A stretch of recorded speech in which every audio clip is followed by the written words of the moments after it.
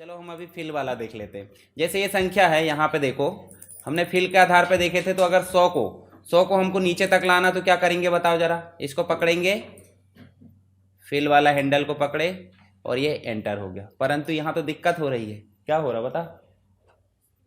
100 रखना था कि 100 को इंक्रीमेंट करना था? रखना था। तो आपको देखो कंप्लीट सेलेक्ट कर लो। अब कीबोर्ड में आपको कंट्रोल डी दिखेगी, कंट्रोल के साथ डी। डी मतलब समझ गए ना, अल्फ़ाबेट। और कंट्रोल आपको पता ही है, तो कंट्रोल के साथ डी जैसे प्रेस करोगे तो क्या हो रहा है, अभी भी वो जो है टोटल कर रहा है। अब बताओ मुझे टोटल क्यों कर रहा है वो। चलो यहाँ देखो ध्यान से, यहाँ ये पहले ऑलरेडी है, तो हमने किसका जोड़ करे हैं, इन दोनों का। देखो 50 और 50 कितना आ रहा है, 100। अगर मान लो यही फंक्शन यहाँ लगाए तो 50 और 60 कितना हो जाएगा, 50 और 70 कितना हो जाएगा, और 50 और 80 लगाकर देखो। चलो इसको हटाते हैं। पहले हम जो है इक्वल लगाते हैं और क्या लगाते हैं, सम, और ब्रैकेट स्टार्ट करते हैं। कौन कौन से सेल एड्रेस जोड़ना बताओ जरा, A5 और B5। तो A5 लिख दें, बीच में कॉलन लगा के क्या लिख दें, B5, एंटर कर दें। जब हम इसको खींचेंगे, देखो यहाँ नीचे कुछ लिखा है क्या, अभी खाली है। यहाँ पे लिखा है 100 लिखा है कि आया है, खुद से आया है, हमने नहीं लिखे। हमने तो लिखे तो क्या, फंक्शन। तो फंक्शन जब लिखे हैं तो फंक्शन के आधार पर क्या आया, आउटपुट। अब बताओ मुझे, जब हम यहाँ एक जगह लिख लेते, जैसे हमने ये 100 लिखे यहाँ पे, अगर मैं आपको बोलूँ कि 100 को पकड़कर नीचे की ओर खींचो तो क्या आ रहा है, पर हम यहाँ 100 को पकड़कर खींचेंगे तो क्या आ रहा है।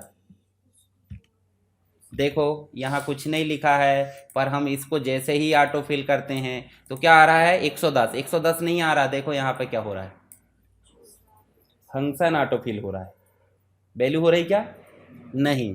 तो जब भी आप ध्यान रखो, हमने देखे थे फॉर्मूला बार का काम ही होता है कि जो चीज़ है वो दिखाएगा, अगर फंक्शन है तो फंक्शन दिखाएगा, फंक्शन नहीं है तो वैल्यू दिखाएगा, और अगर कुछ नहीं है तो खाली दिखाएगा। ठीक है, पर अभी क्या है, आप वैल्यू मत देखो क्या है, और फंक्शन है तो फंक्शन ही फिल होगा, अगर वैल्यू है तो वैल्यू फिल होगी। समझ गए। अभी हमने फिल करना देखे थे, देखो यहाँ से अगर फिल करेंगे इसको तो ये जो है, ये तो इंक्रीमेंट हो रहा है। चलो यहीं लिख लेते हैं। जैसे मान लो अपन ने 25 यहाँ लिखे, तो 25 पकड़कर हम खींचेंगे तो क्या आएगा बताओ जरा। अगर इसके बदले में फंक्शन लगा देते तो क्या आ जाता, फंक्शन आ जाता। समझ गए। तो फिल का मतलब समझे कि नहीं, फिल मतलब हो जाता है जो चीज़ लिखी वो फिल होगी। फर्स्ट प्रायोरिटी किसको देगा, वो फंक्शन को। सेकंड किसको देगा, वैल्यू को। और नहीं है तो खाली तो है ही, कोई दिक्कत नहीं। चलो अभी हम जो है यहाँ पे देखो, अब यहाँ ध्यान से देखो, अभी फिर यहाँ पे हमने जो है टोटल लगाया है। देखो कंप्लीट टोटल आया कितना, 200। अगर मान लो इसको मैं पकड़कर इधर साइड खींचता हूँ तो क्या होना चाहिए। अभी तो हमने नीचे खींचे थे, नीचे खींचे थे तो क्या हो गया, साइड साइड का उन्होंने टोटल निकाल कर ला दिया। वो पैटर्न चेक करता, ध्यान से देखो। इन दोनों ने जो काम किए हैं वो अगर फिल करेंगे तो वो बोल देता है हाँ इन दोनों का काम भी इसके आधार पर कर दो, जोड़ दो। अभी देखो इसका टोटल आया, कैसे में आया, खड़े में आया कि नहीं आया। और अगर हम इसको पकड़कर ऐसे खींचेंगे तो वो कैसे बोलेगा, इनका टोटल जैसे आया अब सेम इसका कर दो, सेम इसका, इसका, इसका। देखो करा कि नहीं, कर दिया। कैसे पता, देखो क्लिक करके देख लो सम, यहाँ देखो सी वाला आया होगा, यहाँ देख लो डी वाला, और यहाँ देखेंगे तो ई वाला। समझ गए। तो आप जहां भी खींचोगे तो क्या होगा, फॉर्मूला फंक्शन भी ऑटोफिल होगा, वैल्यू भी ऑटोफिल हो जाएगी। वैल्यू ऑटोफिल तो हो ही जाती, कोई दिक्कत नहीं। जैसे आपको 1 लिखना है और ये 2, इन दोनों को आपको क्या करना है, ऐसे पकड़कर खींचना है। तो देखो ऐसे हो गया, सीरीज बन गई। ठीक है, जैसे अपन ने कॉलम संख्या जांचे थे क्या, 16,000 कितना था, 16,384 था। ठीक है, तो ये समझ में आया आपको। ऑटोफिल नॉर्मल वैल्यू में भी कर सकते हो और फंक्शन के साथ भी कर सकते, करके देखना। अब यहाँ देखो आपके पास जैसे ईमेल आईडी होती है, ये एड्रेस होता है, बहुत लंबा नहीं होता, वार्ड नंबर, कॉलोनी और ये और दुनिया भर की चीज़ें। हम चाहते हैं कि सभी वार्ड नंबर निकल कर यहाँ आ जाए, सभी कॉलोनी निकल कर यहाँ आ जाए, उस व्यक्ति का जो गली है या जो भी है वो निकल कर आ जाए। अभी यहाँ कंपनी का नाम लिखा है और नेम लिखा है, जैसे नैन्सी स्मिथ और ये कंपनी का नाम, 3 चीज़ लिखी है, लिखी कि नहीं लिखी। तो हम क्या चाहते हैं, हम यहाँ चाहते हैं कि यहाँ पे फर्स्ट नेम आ जाए। क्या है फर्स्ट नेम बताओ जरा, नैन्सी।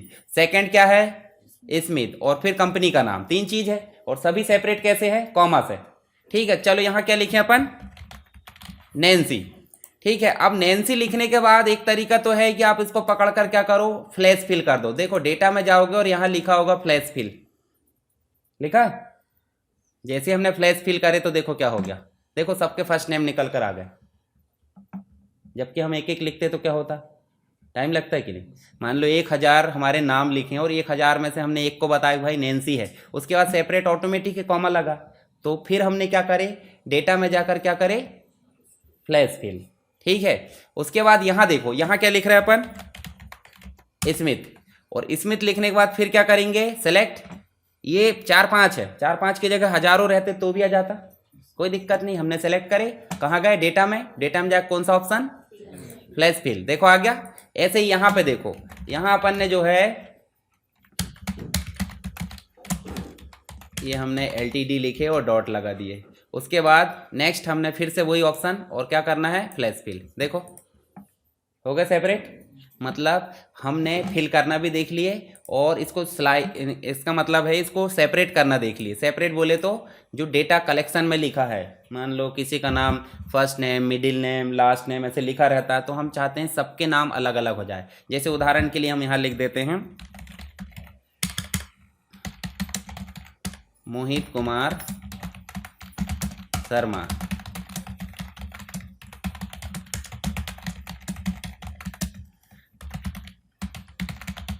चलो इसको निकालें, यहाँ निकालते हैं। पहला क्या लिख दें अपन, मोहित।